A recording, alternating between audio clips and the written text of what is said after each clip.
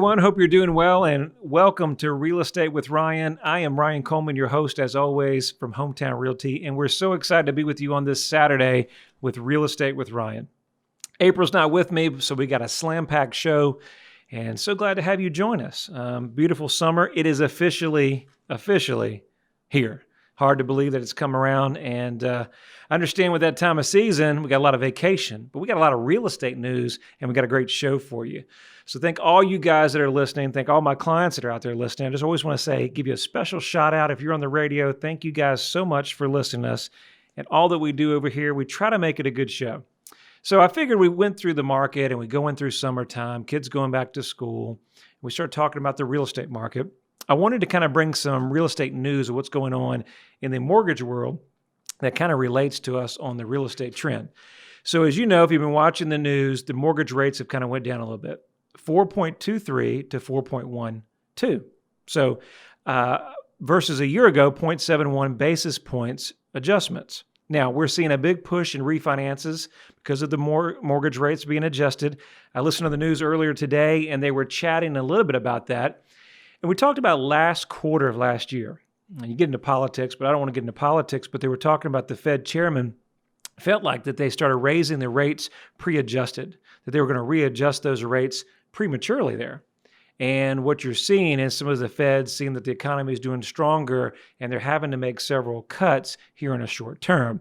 So I think what we're seeing here as we go to the middle point of the year here in June, we're seeing the rates adjust. Buyers are taking advantage of that regarding refinance rates. Refinance rates are 97% adjustment versus last year. That's kind of outstanding. Up 63% last year. Sorry, excuse me, guys. Can't even read my own handwriting. So let's go into refinances again. We're up 17% from last year.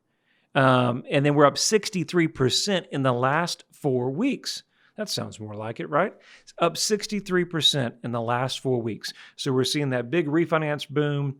We're seeing a lot of people that were on the fence about possibly doing that investment property or that primary residence to lower the rates. And guess what? They're doing it. We're seeing buyer applications rise 10% higher than the week before and 10% higher than last year.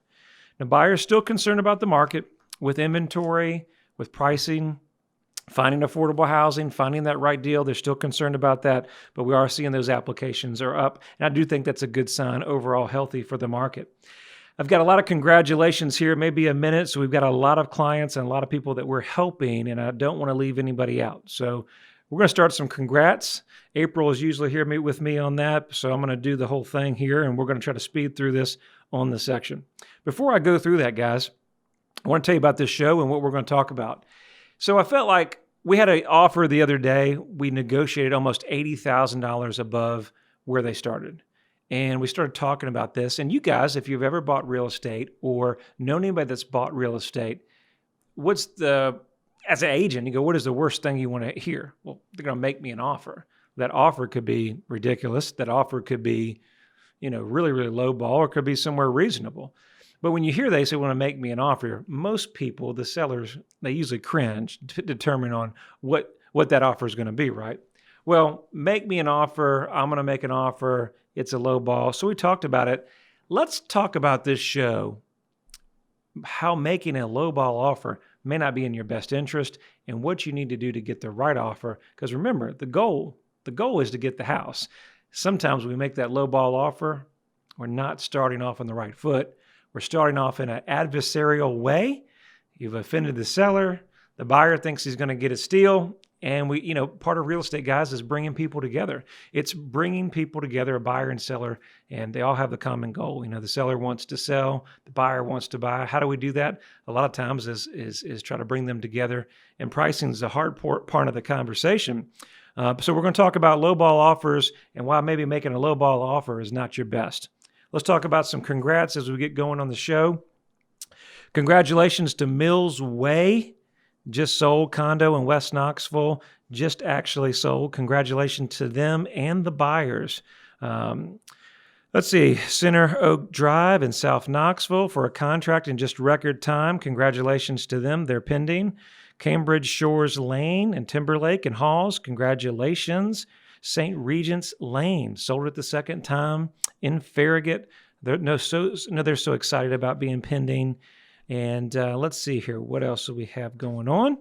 Forest Oak, congratulations on the sold on that one in West Knoxville in record time. To the Reagans, congratulations on Martin Mill Pike. That actually went pending for the second time. We've got a new price drop on Cripple Mule in Fox Den. You definitely want to check that out at 1299. So basically under 1.3 million. You definitely want to check out Cripple Mule. Beautiful property over there on the golf course. Crosswinds Drive. That's over here in Farragut. We've got a new price on that at 509. You definitely want to see that. Thimblefields Drive, River Sound. Oh, beautiful community, almost 8,000 square feet. We've got a new price on that at $929,900. So you definitely want to check that out. Gorgeous home. Owners have relocated, and they said we need to sell it this summer. So $929,900, new price on that. I don't think that will be long. Captain's Way, we have a beautiful new price, $2.550 million on that. New price, beautiful property in River Club. You have to check it out. Summer's just officially starting, so you want to see that property. Make sure you miss out. Hey, guys, don't miss out. What I want you to do, all these are all on my website. Makes it very easy. Go to ryancoleman.org. We'll fly through these, but these are all on my website, ryancoleman.org. Blackberry Lane and Dandridge, congratulations to them getting sold. Colonial Drive up in Pigeon Forge, pinned to them with multiple contracts. I think we had 8 contracts in record time with them, and we actually are excited to get them closed coming up here soon. Let's see here. Andy's Ridge and Rocky Top, we've got a contract for them. Congratulations. We've got a new listing over in Gladwood Road in Clinton, a new listing out on Park Lane in Andersonville. Property over in Red Hill Road, new listing out there. Make sure you check that out in Andersonville. And new price drop for our great seller over here in Center Park Lane, right out there. We were just out there a couple hours doing some promotional tours on that. $849,500. Absolute must see. It has so much to offer right on the outskirts of Knoxville, and it's a custom build. You definitely want to look that up as well. New adjustment on Shady Lane, $220,000. Congratulations to the Fairgrounds Place in Kingston. See, I'm sorry, guys. I can't skip anybody here, so I got to tell everybody through. New listing on Brentwood Drive in Kingston. New price drop on Holly Lane in Kingston. And our new listing out there in Northbridge Close in Kingston, just listed at $524,750. And let's see, congratulations to our friends in Tomotley out in Tellico.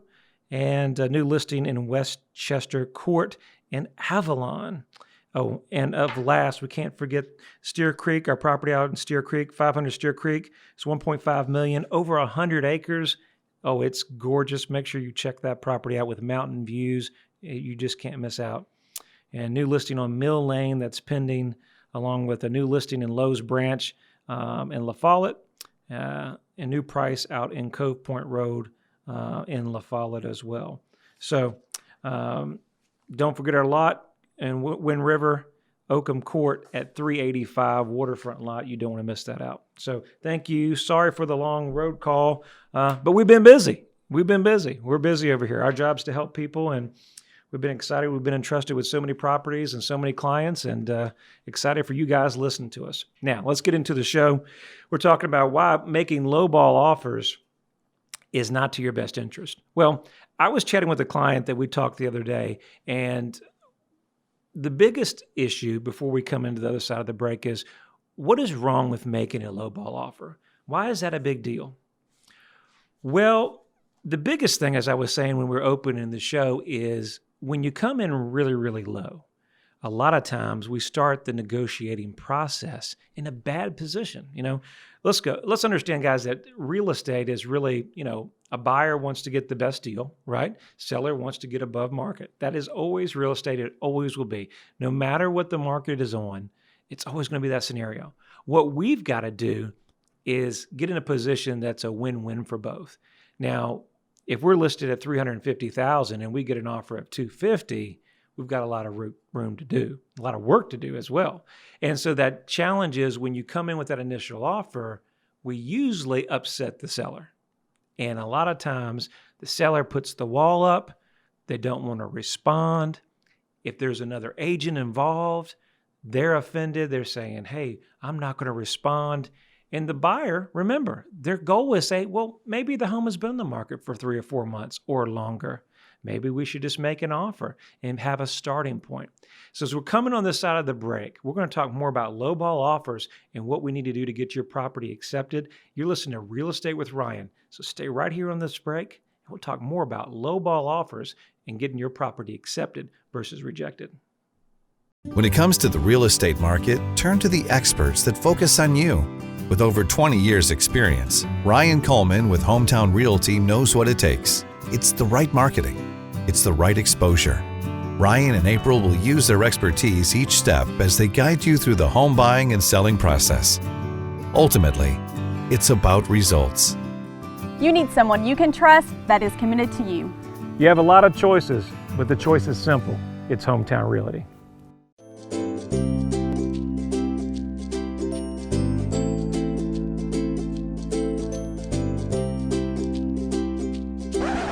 Is it time for a new place? Ryan Coleman with Hometown Realty has the experience to sell your home quickly and help you find the right home for you. And if he can't sell it right away, he will buy it himself. Life changes, and sometimes your home needs do too. Buying or selling, turn to someone you know you can trust. Ryan Coleman at Hometown Realty.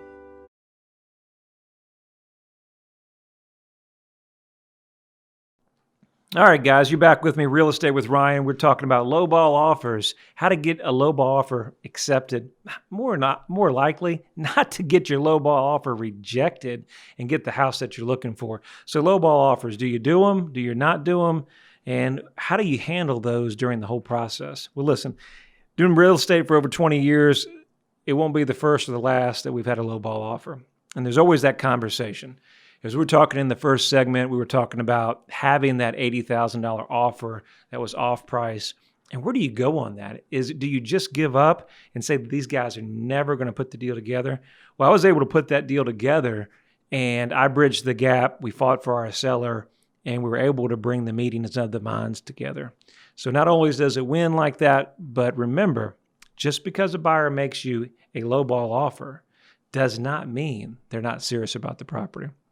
Now, the biggest issue with the lowball offer, as we were talking on the other side of the break, was what do you do with that lowball offer when it comes in, the seller is already offended? You know, let's say they've been in the market a couple months, they haven't got an offer, and now they got an offer that's way below market or way just not even realistic, right? How do you talk to that seller and how do you bring these guys together? Now, the biggest challenge we see in real estate or working with agents is when we have agents that are working with buyers, the first thing that they find a property, what they want to do is kind of make an offer. And when they make that offer, the biggest thing, they'll show the property, they're interested, all the buying signals are there, right?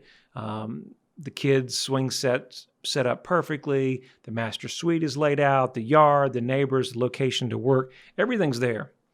But what happens is usually that agent or the buying agent, if there is one, says, what do you want to offer? And then the agent goes, well, let's offer them X. And usually X may not have any reason behind it. There may be longer days on the market for whatever reason, and they come in with a ridiculous offer. Our job on the beginning point is remember that most of the negotiation is done from the first offer. What do you mean by that? Well, we talk about the seller's position and the willingness to move off a ridiculous offer. The one we got to come up $80,000 was a lot of work. And my sellers were really doubtful from the beginning in getting involved with that process when they come in so low. You got to remember, guys, when you encourage your clients, or if you're on the other side, whether you're representing the buyer or on the seller, and they come in so low, there's just so much work to go. A lot of times that the parties are not feeling that you're very interested. So rule number one is if you really want the property, make sure you do your homework and don't come in with something that's ridiculous and going to upset the seller. With any negotiating, it takes two. And so having two people to negotiate and not get offended really starts to negotiate in a good position. Now, there's some question regarding should you immediately, if you're representing a seller or working with the seller on your side, should you immediately reject that offer? I can't tell you countless times that either we've talked to sellers or I've dealt with agents on the other side where a lowball offer has come in and the agents do not even respond. They won't even respond. Some of the agents get on their high horse and will not even present the offer. It's kind of outstanding. They just said, oh, the seller will not take that. Well, the biggest rule in selling is make sure you present all your offers to your client. Remember what you guys are doing, who you're working for. And even if it's a bad offer, remember, our job is to have a conversation. We want to have a conversation. Even if we're 80 or 100,000 or $1 million off, it could be a ways, right? We want to have a conversation. Your home has been on the market and this is the first offer that you have. Even if it's low, that's saying something, right? You don't have multiple offers. You don't have 10 people bidding for the property. So one of two things. The pricing's not there. Maybe there's not the demand. Or a combination of the pricing, marketing, and the agent that you choose. Could be all that put together. But for whatever reason, you don't have two to pick from. So keep in mind, keep being humble as a seller. Let's go back and have that conversation. What I want to do with that buyer, what we want to talk to that buyer about is, yes, Mr. Buyer, we can come in with a really, really low ball offer and the seller can reject it immediately. Or they can counter back and pay the, I'll come down a couple grand and we're still $78,000 off, right? What we want to do is look at comparable sales. What we want to do is our homework. The numbers don't lie. We want to look at the sales that are in around the area. If you're representing a buyer, make sure you pull those sales just as you were from as a listing, if you're helping a seller that wants to sell. Imagine that you were selling that property and see what is sold around the area. See what those homes are bringing, price per square foot, if it has a basement, what finishes and upgrades all it has, and see if there's any special features that really make it outstanding in a unique property versus just the cookie cutter down the street. If you do all that and you present those numbers, when you come back to the buyer and position yourself, you're going to put them in a lot better position starting point. When you submit the offer for whatever it may be, even if there's some distance on the offer, you say, Mr. and Mrs. Seller or Mr. and Mrs. Seller's agent, we made you this offer and we feel like it's a reasonable offer. And here's our reason why. We've got 3 comparables that have sold within the 3 miles of you or a mile of you and this kind of square footage and similar in price. And they were on the market, less than 60 or 90 days. You've been on the market 6 months. See, all these things are logic. The numbers don't lie. It takes a lot of the emotion out of the deal. Now the seller's not mad. You've come with a logic offer. You've presented some facts and data, and they know you're serious. You've done your homework. Even if you get to the point, we talked about this before, of making that counter, always counter every offer. The biggest mistake you can do as an agent or a seller is not counter the offer, even if it's with the same terms. So we just worked one out 2 minutes ago, and the deal was maybe, what did we start out? Maybe $35,000 away, and we bridged the gap and we put it together. But part of the counter was there was a lot of other terms, say possession date, some furniture, some different things like that, moving parts, where it looks like we were not going to bridge the gap, and we came back with that offer. We came back with that offer in writing with the price unchanged, and we position it back to the seller.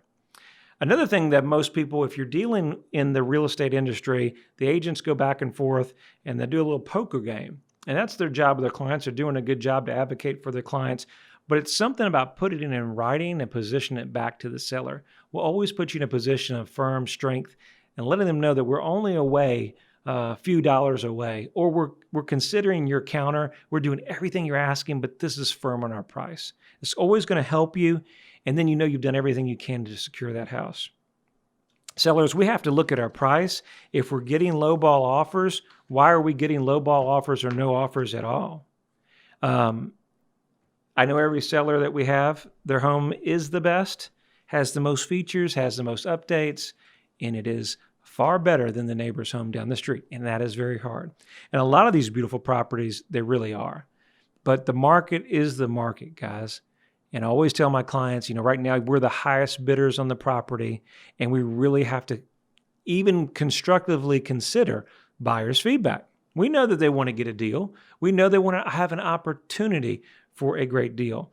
But if we've been on the market in a historically hot market that we've been in the last 2 years in Knoxville, and we're not getting the movement and we're not getting offers, I can tell you most of the time it's your pricing that is the issue. We also need to talk about the offer and what's important about that. How about closing date? How important is that to you? Make sure when you make an offer, make sure we have a solid deposits. Escrow deposits are very, very important. It shows how important you are about making the offer. If you come in with a $50,000 escrow or $25,000 escrow, you're not walking away from that. If you put a $500 escrow, there's not much skin in the game, right? So let's make sure we make a good offer with a good escrow. If you're getting financing, first thing you have to do is have a financing letter and make sure it's not just a pre-qualification. Make sure it's a pre-approval. Let them know that you went the steps of getting your credit checked, your income, and all that squared away. Your down payment, that's already checked out. Do not add all these contingencies to an offer. They blur the picture and get you away from your prize. Most importantly, if you get a lowball offer, it does not mean you're desperate if you have to counter back as a seller. It means you want to sell. And the sellers that are willing to counter back and try to work a deal and put something together, even if it doesn't work, will be the one with the sold sign. While some take their pride and don't sell the property because they're afraid to negotiate. I hope you've enjoyed the show. Every Saturday, we're here on the radio. We talk about real estate and try to keep you up in the market here. If you need me for anything at all, it's an easy number, 693-SOLD, 693-SOLD. You can visit me on my website at ryancoleman.org. And if you guys are following me on social media land, make sure you like, subscribe, and follow our page. And so glad to have you guys, and you have an awesome weekend.